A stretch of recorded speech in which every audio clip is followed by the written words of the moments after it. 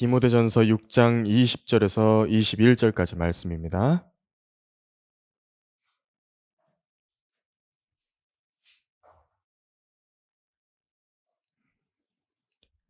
오 디모데야, 내게 맡겨진 것을 지키고 비속하고 허황된 말장난과 거짓되이 일컬어지는 과학의 반론을 피하라. 이것을 공언하는 어떤 사람이 믿음에 관해서는 정도를 벗어났느니라. 은혜가 너와 함께 있을지어다. 아멘. 잠시 설교 위해서 기도하겠습니다. 주님 아버지, 이 오후에 다시 한번 하나님의 은혜 가운데 모여서 하나님 말씀을 듣게 해주셨습니다. 저는 오늘 과학에 관한 주제로 설교를 하려고 합니다. 주님께서 주신 말씀에 따라서 있는 그대로의 하나님 말씀들을 전하게 해주시고, 또 중간중간에 약간 성도들에게 생소하고 어려울 수 있는 부분들도 제가 잘 예를 들어서 설명하고 비교하고 비유하여서 또 이해하는데 전혀 어렵지 않도록 도와주십시오. 그래서 지금 저희가 어떻게 디모데처럼 믿음의 정도를 걸어야 하는 것인지를 잘 이 설교를 통해서 간파하고, 또 과학을 어떻게 대할 것인지, 어떻게 또 경계할 부분들을 경계할 것인지 잘 공부할 수 있도록 도와주십시오. 우리 주 예수 그리스도 이름으로 기도드렸습니다. 아멘. 오늘 오후 설교의 제목은 위대한 미혹자 과학이라는 제목으로 설교하겠습니다. 위대한 미혹자 과학입니다.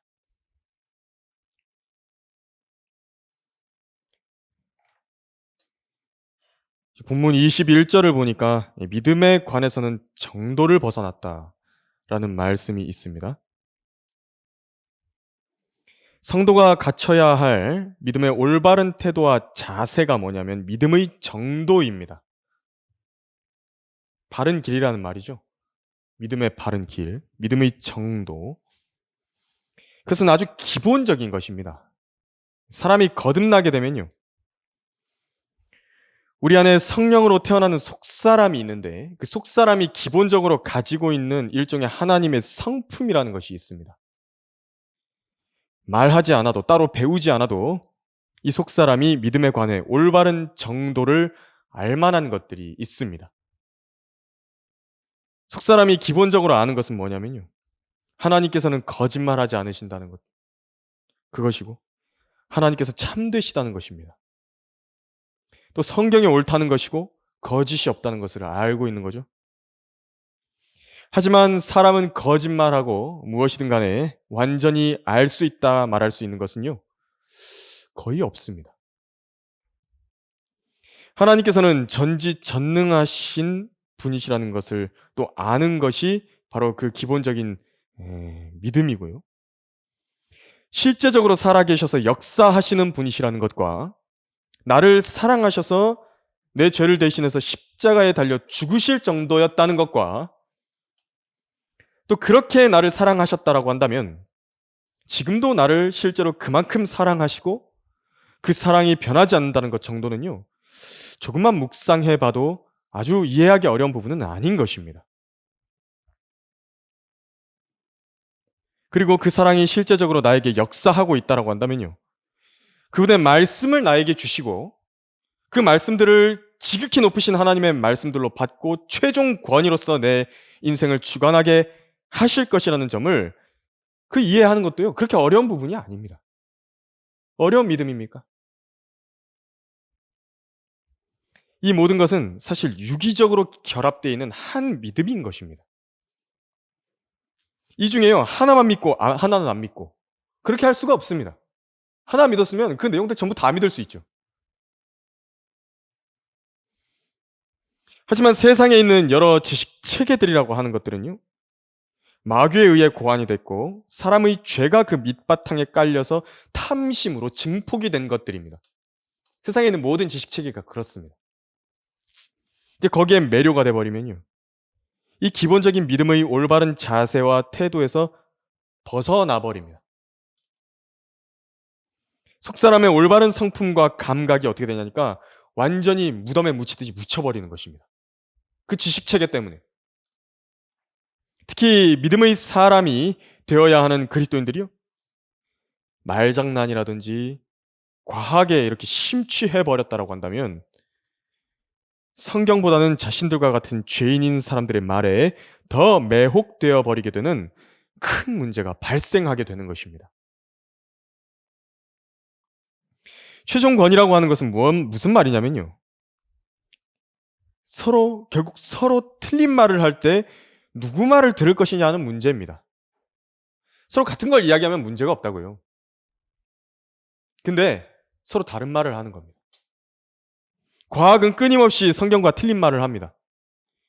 과학은요, 성경을 비과학적이라고 비난하는 것입니다. 성경은 과학을 거짓되이 일컬어지는 것이다라고 정의 내렸습니다. 그렇다면 믿음의 사람인 우리는 누구 말을 듣고 누구 편을 들어야 할지 분명히 여기서 판가름을 지어야 되는 것입니다. 우리를 사랑하시며 진실하시고 진리이신 하나님께서 우리에게 성령을 통하여 영감으로 주어주신 성경을 믿고 지지할 것인지, 아니면 간음하고 음행하며 거짓말 잘하고 술 담배도 끊기 힘들어하고 논문을 내가지고 세상의 명예를 얻어서 연구비 타내야만 살아남는 그런 환경에 취약한 사람들이 부산물로 만들어낸 과학을 믿을 것인지 말입니다. 성경이냐 과학이냐. 과학이든 어떤 세상 지식체계든 성경과 성경의 건전한 교리에서 벗어나지 않는 것을 가르치는 데서는요, 우리가 그것을 굳이 반대할 이유는 없습니다. 하지만 믿음의 올바른 길, 그 정도에 있기 위해서는 항상 우리가 물을 것은 어떤 것이냐면요, 성경은 무엇이라고 말씀하시더냐, 이것이 되어야 되는 것입니다. 그래서 하나님의 말씀 뭐라고 말씀하시는데, 거기 뭐라고 써 있는데,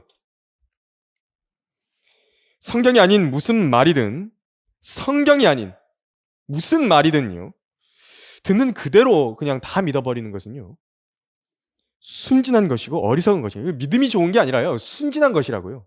어리석은 것이라고.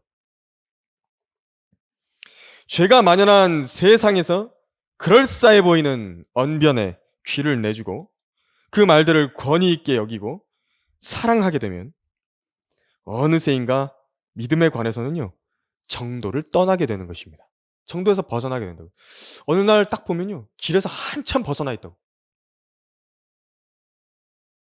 그래서 우리는 믿음의 정도를 걸어야 됩니다. 믿음의 정도를 걸으라. 첫 번째로, 과학은 하나님을 심판할 수가 없습니다. 여러분, 이 설교에서 이제 과학을 다뤄야 되는 것인데, 과학이라는 단어가 무엇인 줄 아십니까? 과학의 정의. 과학은 그 정의 자체가 이렇습니다. 자연 세계에서 반복적으로 나타나는 현상을요, 관찰을 하고 그 원인이 무엇이고 어떤 법칙이 있는지 탐구를 하고 검증 가능한 지식 체계를 정립하는 활동이 과학이다. 이렇게 정의가 내려집니다. 그런데 이 과학이라는 말의 정의와 전제를 한번 보십시오. 뭐라고 그랬죠? 자연 세계에서입니다. 자연 세계에서. 이 자연 세계에서 반복적으로 나타나는 현상을 관찰하는 것이 과학입니다. 여기서 이제 자연 세계에 있는, 그래서 원인과 법칙이 뭐냐, 그걸 탐구해 나가는 겁니다. 근데 이 점을 알지 못하고 과학을 어설프게 공부한 사람들은 이렇게 말해버립니다. 뭐라고 하는 줄 아십니까? 과학으로는 하나님을 증명할 수 없다. 과학은 하나님은 관찰할 수 없는 존재니 믿을 수 없다라고 단정 지어버리는 겁니다. 그냥. 이게 과학주의자들입니다. 일단 과학의 전제 자체를 무시한 거죠. 몰라서 그런 말 하는 겁니다. 하나님께서는요, 자연 세계가 아니라요, 영적 세계로부터 존재하시는 초자연적인 분이십니다. 그러니까 눈에 보이지도 않고 초자연적인 분을 자연 세계의 법칙에 따라서 관찰할 수 없을 뿐더러 관찰할 수 없다라는 이유만으로 계시지 않는다고 단정할 수 있는 것인가? 이건 논리적으로도 맞지 않는 것입니다. 그들도 논리적으로 맞지 않는다는 걸 알아요.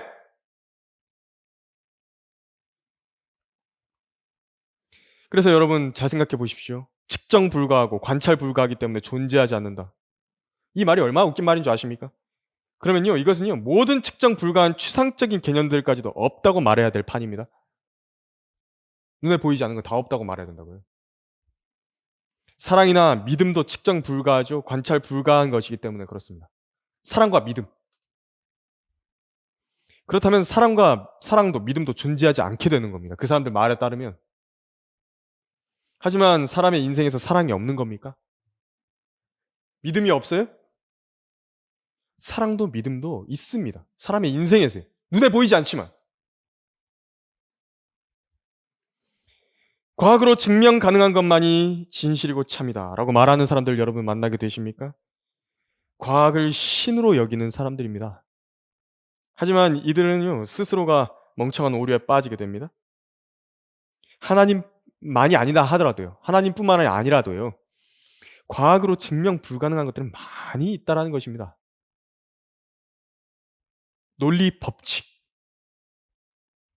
그것이라든지 수학적 공리, 과거의 역사적 사건들, 관측 가능합니까, 그거?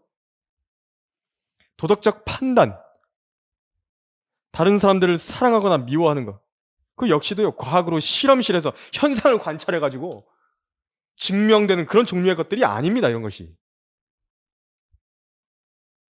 이것은 과학으로 증명해서 믿는 게 아닙니다. 상식적으로, 또 보통의 이성과 양심으로 봤을 때 너무도 당연하니까 믿는 겁니다. 있다고. 그것이 있다고 믿는 거라고요.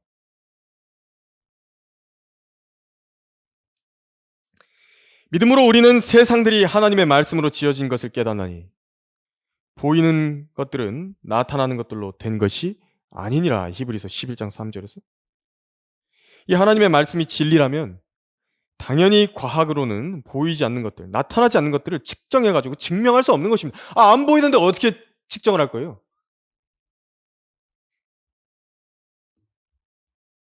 성경은 이렇게 말씀합니다. 이는 하나님을 알 만한 것이 그들 속에 나타나 있기 때문이니 하나님께서 그것을 그들에게 보이셨습니다. 세상의 창조 때부터 그분에 속한 보이지 않는 것들이 분명히 보여졌고 심지어는 그분의 영원한 능력과 신격까지도 만들어진 것들에 의해 알려졌으므로 그들이 변명하지 못하느니라.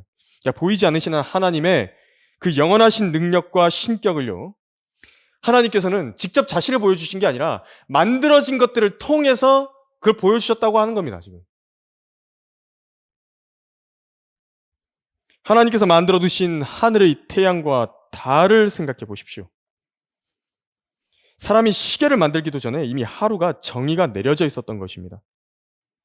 하나님께서 정하신 시간을 기준으로 해서요, 낮과 밤에 맞춰서 지구의 자전이라는 것을 허락하신 것이고요. 생물들과 자연 생태계가 유지되기에 가장 적합한 시간을 하루 단위로 시간을 설정하셨던 것입니다. 이것이 과연 우연히 만든 걸작입니까? 과학이 말하는 그 우연이요.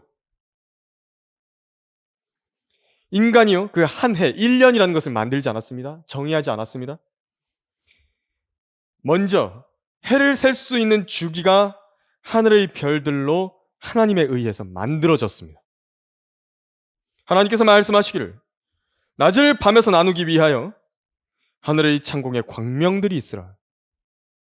그것들로 하여금 징조들과 계절들과 날들과 연도들을 위해 있게 하라. 그리고 광명들은 하늘의 창공에 빛이 되어 땅 위에 빛을 주라 하시니 그대로 되니라. 하나님께서 두 가지 큰 광명을 만드사 큰 광명은 낮을 주관하게 하시고 작은 광명은 밤을 주관하게 하시며 별들도 만드시니라. 하루 만에. 창세기 1장 14절 16절입니다. 여러분, 달을 한번 생각해 보십시오. 달 역시요, 그 모양이 초승달이었다가 상현달이었다가 보름달이었다가 다시 하현달 됐다가 다시 초승달로 변하죠. 아주 주기적으로 변하는 규칙을 갖고 29.5일마다 계속해서 반복이 되는 겁니다. 아주 정밀하게.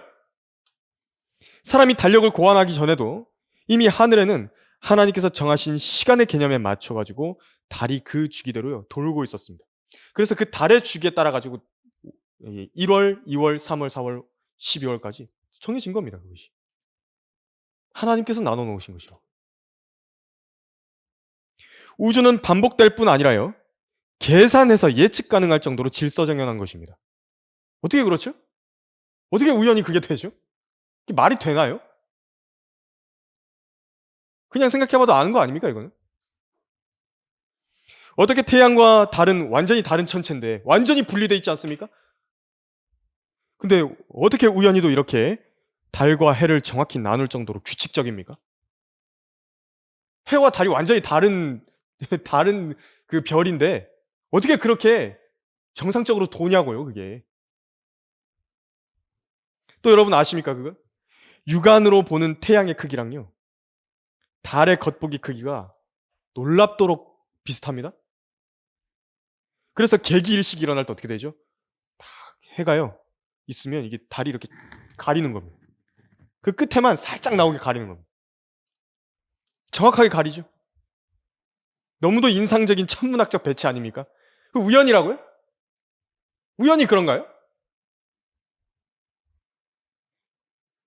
그리스도인 과학자였던 뉴턴이 프린키피아라고 하는 책에 써뒀습니다.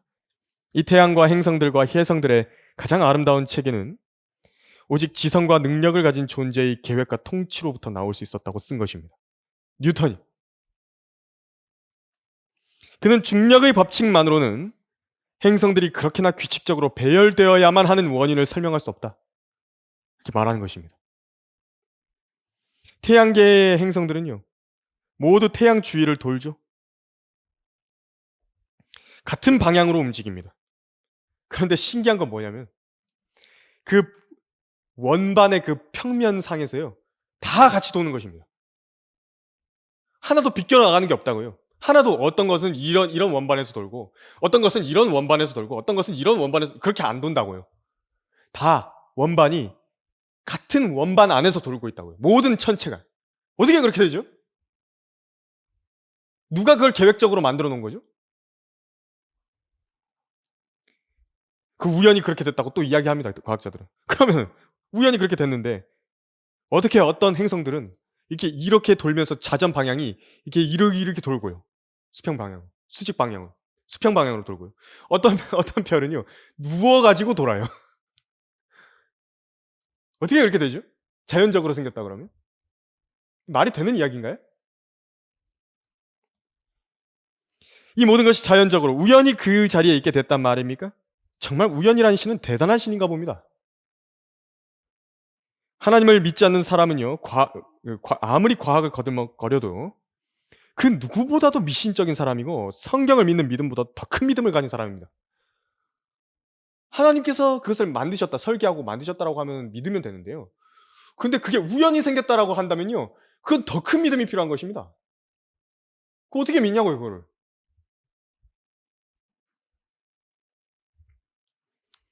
믿음의 정도를 걸어라. 두 번째로, 변하는 지식을 최종 권위로 삼아서는 안 되는 것입니다. 그래서 저는 지금 그래서 과학이 얼마나 심한 말장난으로 사람들을 하나님을 두려워하면서 멀어지게 하려고 하는지 말씀드리려고 합니다. 여러분, 진화라는 말을 들으면 무엇이 떠오르십니까? 아메바에서 물고기가 되고, 물고기에서 사족보행하는 동물이 됐다가 갑자기 두 발로 일어서는 원숭이가 되고, 그 동물이요. 갑자기 그 원숭이가 어느 날 사람이 됐다. 이 진화를 떠올리시죠? 이게 일반적인 대중이 생각하는 진화거든요. 근데 이건요, 이런 식의 진화는 전혀 관측한 사람도 없고, 성경에 따르면 그런 역사도 일어난 적이 없고, 앞으로 일어나지도 않을 일입니다. 그런데 그 과학의 영역 중에 여러분 생물학이라는 거 이름은 들어보신 적 있으시겠죠? 근데 거기서요, 그 영역에서 뭐라 말하는지 알아요? 이 진화라고 불리는, 진화라고 말했을 때 그런 획기적인 진화를 갖다가 진화라고 하지 않는다는 걸 알고 계십니까? 뭘 진화라고 하냐면 과학에 있어서 진화의 범주에 포함되는 영역은요, 아주 광범위합니다. 어떤 생물이 어떤 생물이요, 사람이라고 했을 때도 유전적인 특징을 가진 그게 있죠. 그런 특징들 있죠. 유전적 특징이 그 개체가 많아졌다가 적어진다. 이것도 진화의 범주에 들어갑니다. 쉽게 말해서요, 이 예를 좀 들어드리겠습니다. 예를 들어가지고 사람의 사람 중에서요, 안면이 이 눈, 코, 입이 좀 모아져 있는 사람들 있죠. 이런 사람들의 개체가 많아지면 그것도 진화다 이렇게 보는 겁니다. 그리고 반대로 다시 눈, 코, 입이 떨어졌어요. 세대에 거듭해서 지나가다 보니까. 그럼 그것도 진화의 범주에 넣었습니다. 이게 본문에 없는 얘기인데, 그 외에 영국의 윈저 가문이 있어요. 그 왕실 윈저 가문. 근데 거기 엘리자베스 여왕이라든지 그 아버지라든지 이렇게 좀 거슬러 올라 얼굴이 똑같이 생겼다는 거예요. 그 유전적 특징이거든요, 그게. 어떤 섬에 있는 새의 부리가 커진 그 종자가 많아졌다. 그래도 그것을 진화의 범주로 넣고요. 어떤 세균이 항생제에 내성이 생겼다. 그것도 진화의 범주에 넣었습니다. 하지만 반대로요. 환경이 바뀌어가지고 어떤 세균이 그 항생제에 대해서 내성이 없어지고 다른 항생제의 내성이 또 생겨버렸다. 그러면 그것도 진화입니다. 새가 또 다른 대륙으로 갔어요. 그 새의 무리가 또 부리가 작아졌다. 그렇게 되면요. 그건 역시도 진화의 범주에 넣어버리는 것입니다. 근데 이것은요. 실제 세상에서 일어나는 일인데 과학은 하나님께서 구분 지으신 종 내의 변화에 대해서 진화라고 이름 붙여놓은 겁니다.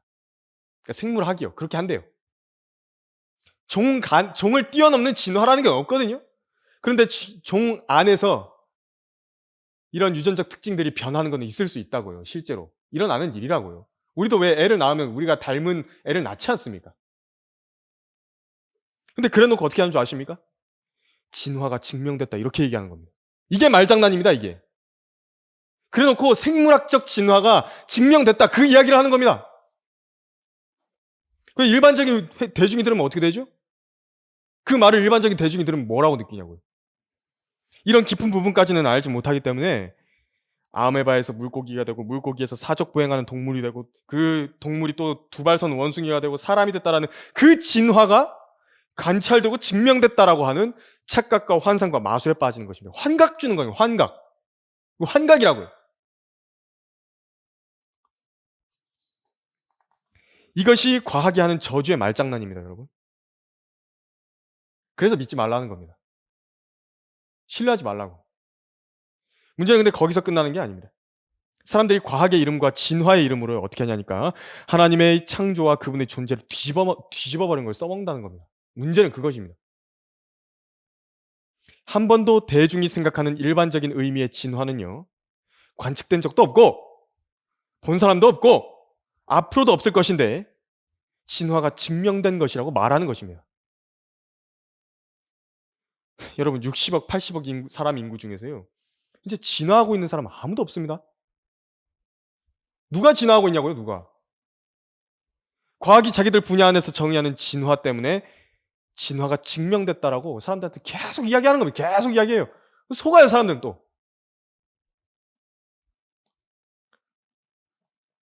이것도 한번 보십시오. 우주가 어떻게 생겨난 것인가. 이것도 과학자들이 추측이 얼마나 잘 변하는지 한번 보십시오. 과학 이론이 변하는 거 한번 보십시오. 과학이 신뢰의 대상인지 여러분이 한번 판단해 보십시오. 우주가 빅뱅 때문에 생겨났다고 처음에 가르쳤습니다. 그게 말한 이유로요. 막 빅뱅의 증거를 발견했다고 하면서 처음에는 불덩어리에 그 뜨거운 폭발이 있었다. 그렇게 가르친 겁니다. 처음에 빅뱅에 대해서. 거기서 우주가 모든 물질들을 만들어냈다. 그렇게 가르친 겁니다. 그러다가 이제 빅뱅도 수정합니다. 나중에. 폭발은 아니었고 보니까 증거상에 그 폭발은 아닌 것 같아. 그리고 그냥 우주가 축소되어 있다가 갑자기 커져나가는 거야. 그게 빅뱅 이론입니다, 여러분. 이제 1998년에 오게 되면요. 어떤 얘기까지 나온 줄 아십니까? 빅뱅이 여러분 있었다고 한번 생각해 보십시오. 막 이렇게 퍼져나가겠죠? 퍼져나간 건데, 그러면은 점점 그 퍼져나가는 속도가 별들의 간격이요. 느려져야 되는 게 자연스러운 거 아닙니까? 그죠? 별들의 간격이 떨어지는 게 서로 이렇게 막 벌려지면서 이렇게 막 퍼져나갈 거니까. 느려져야죠, 그러면은. 그런데 어떻게 되는 줄 아십니까? 실제 별들의 간격을 측정해 보니까 오히려 이 별들이 서로 간에 벌어지는 속도가 더 빨라지고 있는 것입니다. 무슨 얘기냐면 펑 이렇게 되는 게 아니라 펑 이렇게 되는 겁니다.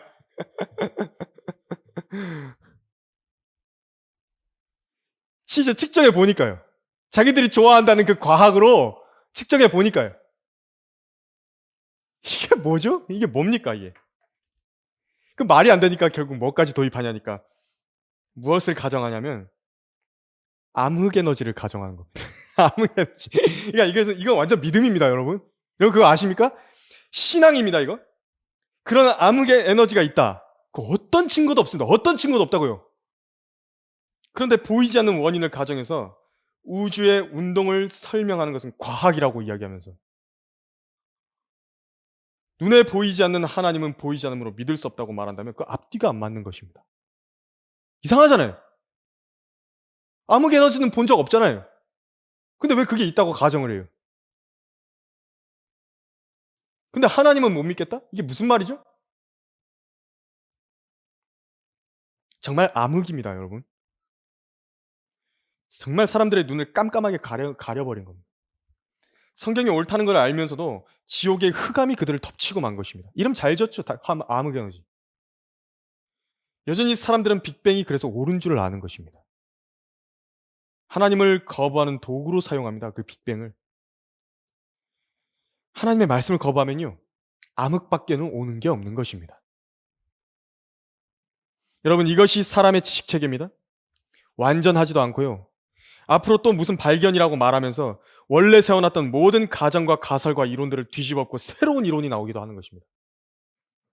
그러는 동안에 어떻게 되죠? 사람들은 다 부서질 그 과학적 이론들을 붙들고 하나님의 말씀을 거부하는 그 이유로 삼고 있다가 지옥불로 떨어지는 것입니다. 마치 이것과 같습니다. 어떤 뉴스에서요, 잘못된 연구에 의해서 실제 있었던 일입니다. 우리나라에서 우유가 뼈를 오히려 약하게 만든다라는 기사를 발표해가지고 낙농업계가 싹 망한 겁니다. 근데 몇 년 뒤에 뉴스에서 다시 우유가 뼈에 좋다고 그 기사를 다시 발표한 겁니다. 근데 그 사이에 망해버린 낙농업계는 그럼 누가 보상하죠? 과학도 마찬가지입니다. 과학은요, 절대 우리 혼을 책임져 주지 않습니다. 과학은 여러분의 혼을 책임져 주지 않는다고요. 아, 미안해. 잘못 알았네. 그럼 끝입니다. 새로운 게 발견됐어. 그거 보니까 이거 아니었어. 아닌 말고식입니다. 아닌 말고식. 믿음의 정도를 걸으라. 세 번째로 내게 맡겨진 것들을 지키라 그랬습니다. 성경은. 그래서 사람들이 왜 이런 과학 지식에 매료되고 빠져드는가? 기본적으로 인간의 교만한 죄의 본성과 너무나도 잘 맞아떨어지기 때문에 그렇습니다. 자신들이 지혜롭고 현명하게 보인다고 한다면요, 이제 거기에 모든 것을 쏟아부어가지고 다른 사람들보다 내가 낫다라고 우위에 서려고 하는 것입니다. 인간은 신들과 같이 되길 원해야 하고 하나님의 위치에 자신들을 대신해야 하기를 원하는 것입니다. 그래서 누구의 말도 듣지 않고 자기가 하고 싶은 대로 하려고 하는 것입니다. 하나님의 말씀도 그래서 필요 없다는 겁니다. 결과적으로 그 끝은 이렇게 됩니다. 제가 읽어드릴 테니까 성경에서 어떻게 그 끝을 말씀하셨는지 들어보십시오.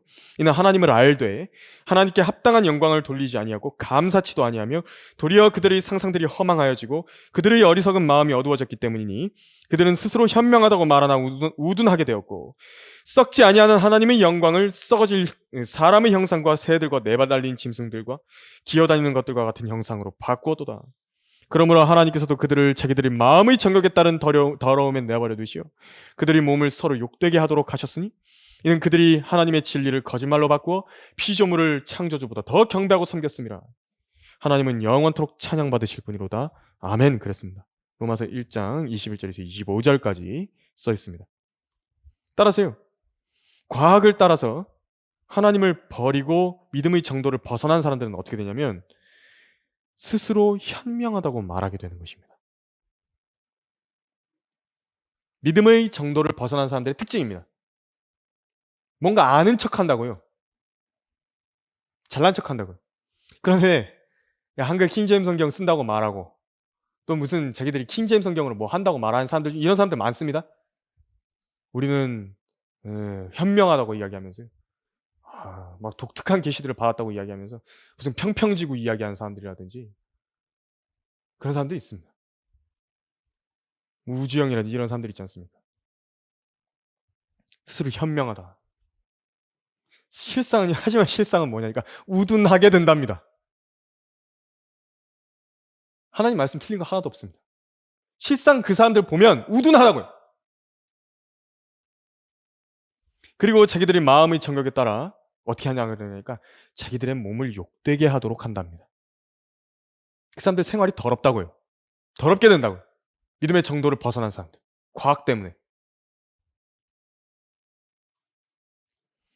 오늘 본문에서 하나님의 말씀이 이렇게 기록되어 있죠. 내게 맡겨진 것을 지키고 비속하고 허황된 말장난과 거짓되이 일컬어지는 과학의 반론을 피하라 그랬습니다.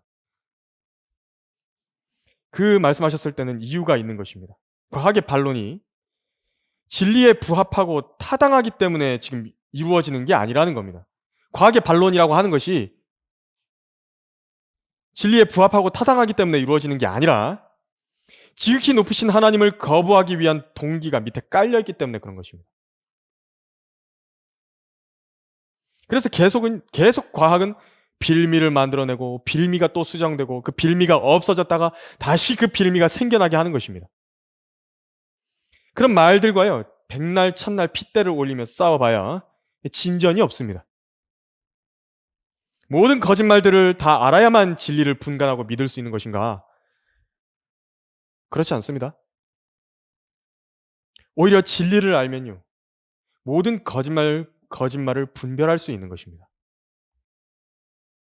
그래서 하나님께서 우리가 세상에 있는 모든 과학과 의학과 수학과 철학의 지식들을 섭렵해가지고 그것들을 까발리고 대적해서 싸우라 그렇게 말씀하지 않으셨습니다. 그래서 우리가 박사학위 따라 우리한테 그렇게 말씀 안 하셨던 것입니다. 그것은 불필요한 소모전이기 때문에 그렇습니다. 계속 허상과 거짓이 발생하며 그것으로 하나님의 말씀에 대적하면서 반론하기 때문에 그렇습니다. 오히려 우리에게 주신 명령은 뭐냐니까 지키라 이렇게 되는 겁니다. 지키라. 지키라는 명령입니다. 우리에게는 하나님께서 맡겨주신 것들이 있습니다. 우리에게 계시의 책인 성경을 주셨고요. 최고의 성경 교사인 성령 하나님을 주셨습니다. 진리의 영이신 그분께서는 우리를 모든 진리로 인도하시겠다고 말씀하셨습니다. 우리에게 요구되는 것은 창의성과 독창성을 요구하지 않으셨고요. 오직 맡겨진 것들에 신실하라 요구하신 것입니다. 우리에게는 이 말씀들이 맡겨졌고 모든 과학 교과서를 초월하고 인류의 역사를 초월한 예언의 책이요 전능하신 하나님의 말씀이 있는 것입니다. 그래서 우주에 관한 지식도 과학자들이 알지 못하는 더 많은 것들을 우리는 알고 있습니다. 우리는 어디서 와서 어디로 가는지도 알고 있습니다. 결과적으로 이 세상은 그 형체가 사라져가고 있다는 걸 알고 있고요. 고린도전서 7장 31절에서 그랬죠. 만물을 자신의 말씀으로 붙들고 계신 분께서 히브리서 11장 3절에서 하나님의 날에 모든 우주의 구성 요소들을 맹렬한 불로 굉장한 소리와 함께 다 불태워 버리실 것이라는 점도 우리는 알고 있는 것입니다. 하나님의 날이 오기를 고대하고 열망하라. 그때는 하늘들이 불에 타서 녹아버리고 우주의 구성 요소들도 맹렬한 불에 녹아내릴 것이나 우리는 그의 약속대로 의가 거하는 새 하늘들과 새 땅을 기다리도다. 그러므로 사랑하는 자들아, 너희가 이런 것을 기다리고 있으니 점없고 흠없이 평강 가운데서 그분께 발견되도록 힘쓰라 말씀하셨습니다. 베드로 후서 3장 12절에서 14절까지. 성경은 우리에게 권면하는 것입니다.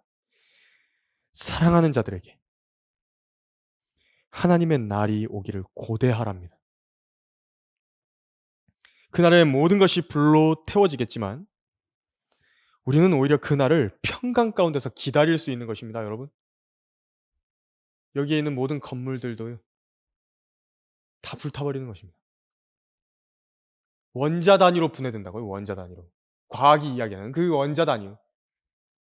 그들은 만물을 그 원자를 붙들고 있는 것이 그럼 뭔지를 모르는 겁니다.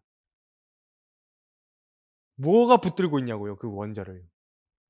성경은 알려주는 겁니다. 하나님의 말씀이 그걸 붙들고 있다고 그런 겁니다. 근데 그걸 주님께서 놓아버리시면 어떻게 되죠? 핵폭발이 일어나는 것입니다. 근데 우리는 그날을요, 평강 가운데서 기다리는 것입니다. 그리고 우리 주 예수 그리스도 앞에 서기에 점없고 흠없이 설 수 있는 그때를 바라보면서 그분께 그렇게 발견되도록 힘쓰라 권면하시는 것입니다. 힘쓰십시오. 힘써야 된다 그랬다고요. 주님께서는 우리가 점없고 흠없이 서게 되기를 바라시는 것입니다. 거룩한 사람들이 되십시오. 우리가 거룩한 행실과 경건에 있어서 대체 어떤 사람들이 되어야겠습니까? 그날이 오는데 비속하고 허황된 말장난이라든지 이 세상 통치자들의 지혜와 과학 지식에다가 막 목매면서 살겠습니까? 우리의 최종 권위를 도대체 무엇으로 두어야 할지 마음에 결정해야 됩니다. 계속해서 변하고 안정도 없는, 오늘은 이랬다가 다음 해에는 저렇게 바뀌고 하는 그 과학 지식에다가 우리 최종 권위를 두고 살겠습니까? 변하지 않는 하나님의 말씀에다가 두는 것입니다. 설교의 결론을 맺겠습니다. 우리는 과학이 감히 말해주지 못하는 우주의 창조를 알고 있는 것입니다. 하나님께서는 향상된 계시를 통해서 하나님의 심판이 있었던 그 우주의 모습과 거대한 물과 또 유리바다를 알게 해주셨죠. 그리고 이 하늘들 위에 있는 영원에 대해서 배우도록 하신 것입니다. 이사야 57장 15절. 그리고 모든 하늘들 위에 가장 높은 곳에 앉아 계신 지극히 높으시고 유일하신 창조주 하나님 한 분에 관해서 배우도록 하신 것입니다. 세상에서 가장 고상한 지식은 천문학도 물리학도 수학도 의학도 아니요, 오직 이 거룩한 이에 대한 지식입니다. 거룩한 이에 대한 지식이요. 우리는 그분의 말씀을 배움으로 앞으로 거시적인 우주의 역사가 어떻게 될 것인지, 또 미시적이지만요, 실제적으로 한 사람의 생애가 어떻게 해야 하나님께 칭찬받고 인정받는 생애가 될 것인지도 성경을 통해서 알게 된 것입니다. 하나님께서는 우리를 고아처럼 두지 않으시고 성령 하나님과 성경을 주셔서 가르치시고 하나님의 지혜를 알게 하신 것입니다. 그래서 여러분, 과학 앞에 주눅들지 마시길 바랍니다. 세상의 학교 앞에서 주눅들지 마시길 바랍니다. 오히려 성경을 더 공부하십시오. 선과 악을 날카롭고 예리하게 갈라 분별하고 그 마음의 의도들을 판별할 수 있는 위대한 그리스도의 충만하심의 장성한 분량에까지 이르십시오. 이 진리의 지식에 이르게 되면요, 영원토록 하나님께 감사를 드리게 될 것입니다. 설교를 마치겠습니다. 기도하겠습니다.